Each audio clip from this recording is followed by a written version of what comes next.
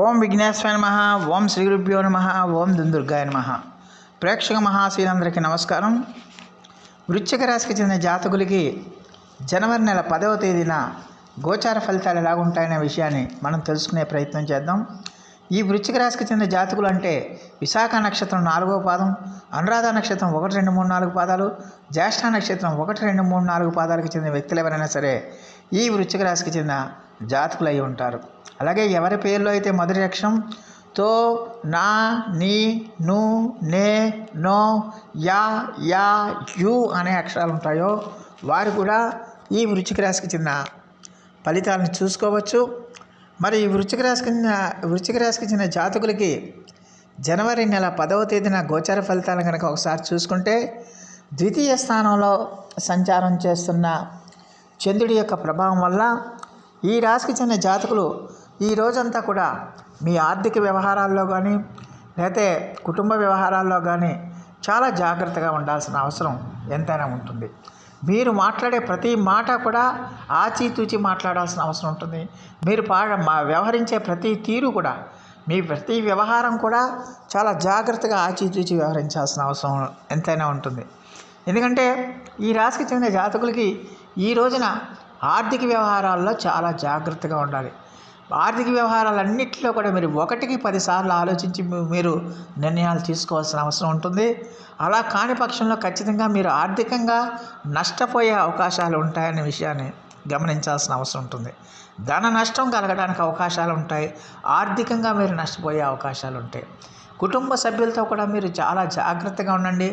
ఎట్టి పరిస్థితుల్లో కూడా కుటుంబ సభ్యులతో మీరు వాగ్వివాదాలు కానీ, వాదోపవాదాలకు కానీ, ఘర్షణలకు కానీ ఎట్టి పరిస్థితుల్లో కూడా మరి తావు ఇవ్వకండి. ఒకవేళ మీ కుటుంబ సభ్యులు మిమ్మల్ని ఏదైనా ఒక మాట అనినా కూడా మీరు దాన్ని పట్టించుకోకుండా మౌనంగా వెళ్ళిపోతే కనుక అక్కడితో ఆ సమస్య తీరిపోతుందనే విషయాన్ని గమనించాల్సిన అవసరం ఎంతైనా ఉంటుంది. అలాగే ఈ రాశికి చెందిన జాతకులు ఆర్థిక వ్యవహారాలు నడుపుతున్నప్పుడు ఎవరికి షూరిటీ సంతకాలు పెట్టకండి, ఎవరికి డబ్బులు ఇవ్వకండి, అలాగే ఎవరికి షూరిటీ సంతకాలు పెట్టకండి. ధన సంబంధమైన వ్యవహారాలు ఏవి కూడా మీరు చేయకపోవటమే మంచిదన్న విషయాన్ని గమనించాల్సిన అవసరం ఎంతైనా ఉంటుంది. అలాగే మాట్లాడే ప్రతి మాట కూడా ఆచితూచి మాట్లాడాల్సిన అవసరం ఉంటుంది. పరుషంగా ఎట్టి పరిస్థితుల్లో కూడా మాట్లాడడానికి వీలు లేదు. పరుషంగా ఎట్టి పరిస్థితుల్లో కూడా మీరు మాట్లాడకూడదు. అలాగే ఖచ్చితంగా కూడా మరి ఆరోగ్య విషయంలో కూడా ఈ రాశికి చెందిన జాతకులు జాగ్రత్తగా ఉండాలి. ఎట్టి పరిస్థితుల్లో కూడా మీ ఆరోగ్యాన్ని నిర్లక్ష్యం చేయకూడదు. ఎట్టి పరిస్థితుల్లో కూడా మీ ఆరోగ్యం పట్ల మీరు శ్రద్ధ తీసుకోవాల్సిన అవసరం ఎంతైనా ఉంటుందన్న విషయాన్ని గమనించాల్సిన అవసరం ఎంతైనా ఉంటుంది. అలాగే ఈ రాశికి చెందిన జాతకులకి ఖచ్చితంగా కూడా మీకు ఆర్థిక సమస్యలు పెరిగిపోవటం వల్ల, ఈ రోజున ఆర్థిక సమస్యలు పెరిగిపోవటం వల్ల మీరు మీ యొక్క పరిస్థితుల్ని మీరు అడ్జస్ట్ చేయడానికి, మీ పరిస్థితులను అదుపులో ఉంచుకోవడానికి కొంచెం ఇబ్బంది పడే అవకాశాలు ఎంతైనా ఉంటుందన్న విషయాన్ని గమనించాలి. ఆర్థిక నష్టాలు కలగటమే కాదు, డబ్బులన్నీ ఖర్చు అయిపోవటమే కాదు, మీ గౌరవ మర్యాదల విషయంలో కూడా మీరు కొంచెం జాగ్రత్తగా ఉండాల్సిన అవసరం ఎంతైనా ఉంటుంది. మిమ్మల్ని టార్గెట్ చేసి మిమ్మల్ని మీ మీద ఏదో విధంగా నిందలు వేయాలని, మిమ్మల్ని ఏదో విధంగా అపనిందల పాలు చేయాలని మీ కుటుంబ సభ్యులు ప్రయత్నాలు చేయడానికి అవకాశాలు ఉంటాయి. మిమ్మల్ని టార్గెట్ చేయడానికి అవకాశం ఉంటుందన్న విషయాన్ని గమనించాలి. దానివల్ల మీ గౌరవ మర్యాదల విషయంలో కూడా మీరు కొంచెం జాగ్రత్తగా ఉండాల్సిన అవసరం ఎంతైనా ఉంటుందన్న విషయాన్ని గమనించాలి. అలాగే మీరు చేస్తున్న ప్రతి కార్యక్రమాల్లో కూడా ఏదో ఒక రకమైన ఇబ్బంది, ఏదో ఒక రకమైన సమస్య, ఏదో ఒక రకమైన ఆటంకాలు ఏర్పడటం వల్ల మీరు కొంచెం మానసికంగా ఇబ్బంది పడే అవకాశం ఉంటుంది. మానసికంగా ఆందోళన పడే అవకాశం ఉంటుంది. దానివల్ల మీ యొక్క ఆత్మవిశ్వాసం కూడా కోల్పోయే అవకాశం ఉంటుందన్న విషయాన్ని గమనించాల్సిన అవసరం ఉంటుంది. కుటుంబ సభ్యులు మిమ్మల్ని ఏ మాట అన్నా కూడా మీరు దాన్ని పెద్దగా సీరియస్గా తీసుకోకండి. సీరియస్గా తీసుకుని వాళ్ళు ఒక మాట అన్నారని మీరు ఇంకో 4 మాటలు అంటే కనుక అక్కడ గొడవలు వస్తాయి, వాగ్వివాదాలు వస్తాయి, ఘర్షణలు వస్తాయి, గొడవలు పెరిగిపోతాయి అన్న విషయాన్ని గమనించాలి. దానివల్ల కుటుంబ వాతావరణం కూడా ఖచ్చితంగా సమస్యాత్మకంగా మారుతుందన్న విషయాన్ని గమనించాల్సిన అవసరం ఉంటుంది. అలాగే మీరు చేస్తున్న ప్రతి కార్యక్రమంలో కూడా ఏదో ఒక రకమైన ఇబ్బంది, ఏదో ఒక రకమైన ఆలస్యం, ఏదో ఒక రకమైన సమస్యలు రావటం వల్ల అవన్నీ కూడా ఆలస్యం అయిపోతాయి.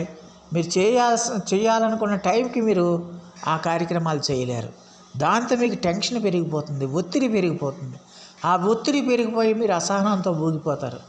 అసహనంతో ఊగిపోయినప్పుడు మీరు ఖచ్చితంగా ఓర్పు సహనంతో మౌనంగా ఉండిపోతే చాలా వరకు సమస్యల నుంచి మీరు తప్పించుకున్న వాళ్ళు అవుతారు. ఆ అసహనాన్ని కానీ ఇతరుల మీద కనుక చూపిస్తే కొత్త సమస్యలు వస్తాయనే విషయాన్ని గమనించాల్సిన అవసరం ఉంటుంది.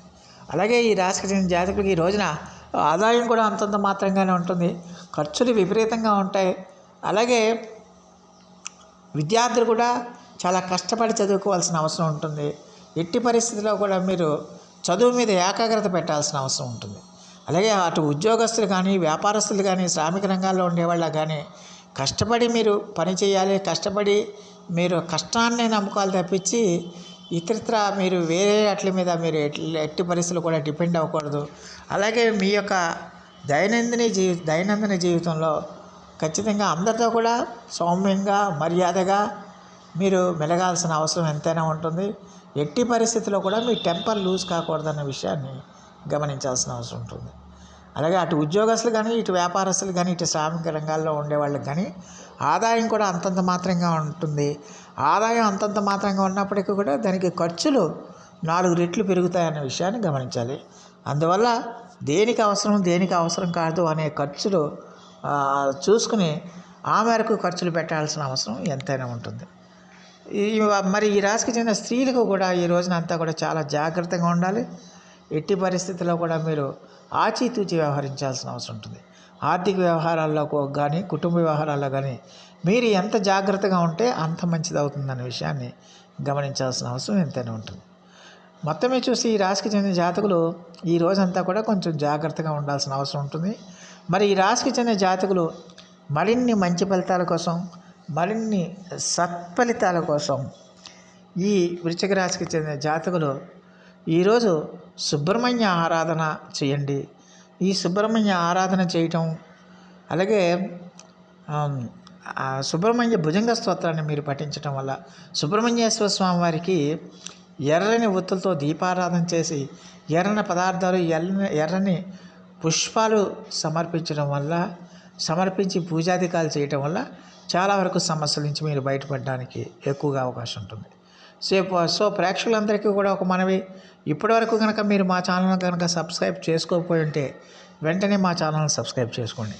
మేము అందించే ఈ విలువైన సమాచారాన్ని ఇతర సభ్యులకు కూడా చేరేటట్టుగా మీ వంతు సహాయ సహకారాలు మాకు అందించమని మేము సవినయంగా మిమ్మల్ని వేడుకుంటున్నాం. దానివల్ల మీకు కూడా ఎంతో కొంత పుణ్యఫలాలు సంప్రాప్తిస్తాయి. సో ఆ దేవదేవుడు మీ అందరికీ కూడా ఆయుర ఆరోగ్య ఐశ్వర్యాలు ఇవ్వాలని మనస్ఫూర్తిగా కోరుకుంటూ, ఈ నా వీడియో కనుక మీకు నచ్చితే లైక్ చేయండి, షేర్ చేయండి, కామెంట్ చేయండి, సబ్స్క్రైబ్ చేయండి. సర్వే జనా సుఖినో భవంతు. నమస్కారం.